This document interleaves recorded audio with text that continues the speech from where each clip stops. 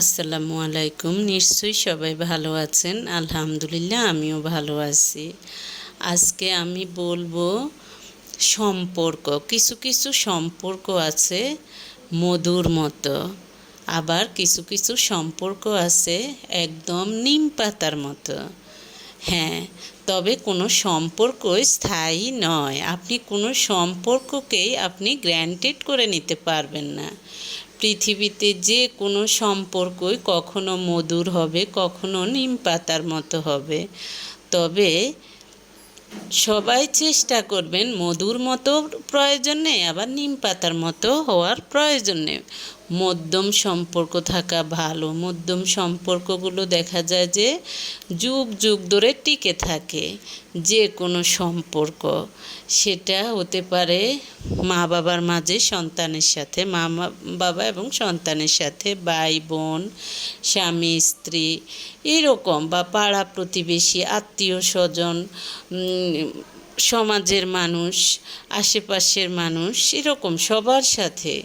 কিছু মানুষ আছে দেখা যায় যে আপনার সাথে খুব আপন সাজে, কিন্তু তারা আসলে আপনার আপন নয়।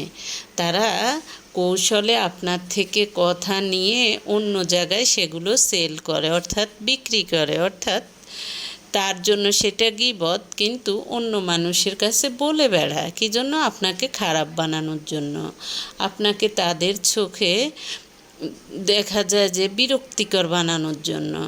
তো এই ধরনের মানুষ থেকে সবসময় দূরে থাকবেন, অর্থাৎ নিজেকে দূরে রাখবেন। যদি আপনি একবার চিনে ফেলেন এই ধরনের মানুষ, সে হতে পারে আপনার রক্তের সম্পর্ক, সে হতে পারে আপনার দেখা যায় যে যে কোনো সম্পর্কের, আপনি একবার চিনে ফেললে এই ধরনের মানুষ থেকে দূরে থাকবেন, অর্থাৎ নিজেকে দূরে রাখবেন। আপনি নকল আপনজন চিনবেন কিভাবে? নিজের প্রয়োজন ছাড়া এরা আপনাকে চিনবে না। তারা শুধু আপনার ভালো সময় আপনার কাছে থাকবে। তারা আপনার ভালো দেখে খুশি হয় না, বরং জ্বলে। উপর দিয়ে দেখাবে খুশি, আসলে ভিতরে ভিতরে তারা জ্বলে। তারা আপনার ফিলিংস ও ইমোশনের কদর বুঝবে না। আপনার গোপন কথা মানুষের সামনে বলে বেড়াবে, সামনে আপনাকে বুঝাবে আপনাকে খুব ভালোবাসে, আপনার জন্য তার খুব মায়া, খুব আন্তরিকতা।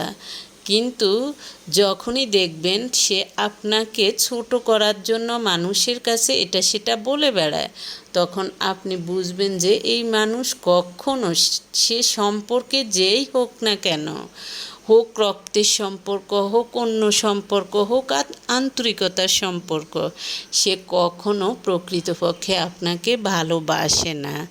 অর্থাৎ সে আপনার প্রকৃত আপনজন নয়।